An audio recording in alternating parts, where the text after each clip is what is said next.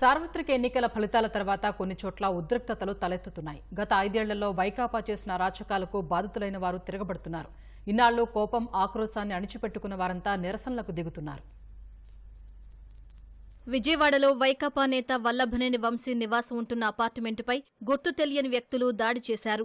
వంశీ ఇంటిపై రాళ్లు రువ్వారు. వాహనాలను ధ్వంసం చేశారు. పోలీసులు నిలువరిస్తున్నా ఆగలేదు. కొద్దిసేపటి తర్వాత పోలీసులు వారిని అడ్డుకుని అక్కడ్నుంచి పంపించి వేశారు. ఈ క్రమంలో పోలీసులు, యువకుల మధ్య వాగ్వాదం జరిగింది.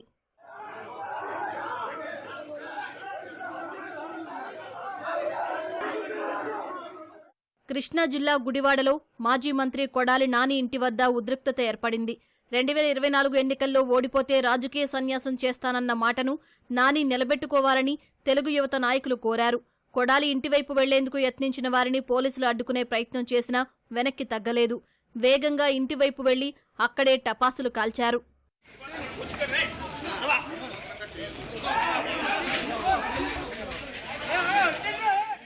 రాజమహేంద్రవరం మోరంపూడి జంక్షన్ 2014-19 మధ్యకాలంలో నిర్మించిన పై వంతెనను త్వరలో ప్రారంభిస్తామని తెలుగుదేశం ఎమ్మెల్యే ఆదిరెడ్డి వాసు తెలిపారు. అప్పటి ఎంపీ మురళీమోహన్ కృషితో పై వంతెన నిర్మిస్తే మిగిలి ఉన్న కొద్దిపాటి పనులను వైకాపా హయాంలో పూర్తి చేయలేదని విమర్శించారు. తెలుగుదేశం, జనసేన, భాజపా నాయకులతో కలిసి పై వంతెన పనులు పరిశీలించారు.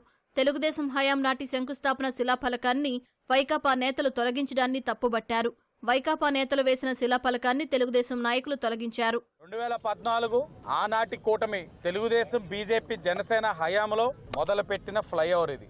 అప్పుడు ఎంపీగా మురళీమోహన్ గారు శాంక్షన్ చేయించిన ఫ్లైఓవర్ ఇది. నితిన్ గడ్కరీ గారు వచ్చినప్పుడు కూడా ఈ ఫ్లైఓవర్ కొత్త పని కింద స్టార్ట్ చేయలేదు. ఆయన మొదలుపెట్టిన దాన్ని కొనసాగించే కార్యక్రమం కింద ఆయన వచ్చి మొదలుపెట్టారు. కానీ ప్రజల్ని అదే పని మీద మోసం చేస్తూ పైవాడి స్క్రిప్ట్ ని ఎవరూ మార్చలేరు. ఆనాడు ఎన్డీఏ కూటమిలో మొదలు పెట్టాం, మరలా ఎన్డీఏ కూటమిలోనే ఈ ఫ్లైఓవర్ ని ఓపెన్ చేస్తా ఉన్నాం.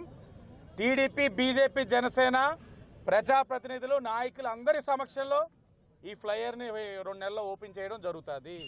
ఎన్టీఆర్ జిల్లా నందిగామలో స్వల్ప ఉద్రిక్తత తలెత్తింది.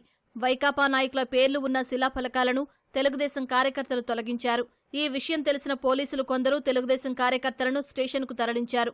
వెంటనే పెద్ద ఎత్తున స్టేషన్కు తరలివచ్చిన తెలుగుదేశం వర్గీయులు పోలీసుల తీరుపై ఆగ్రహం వ్యక్తం చేశారు.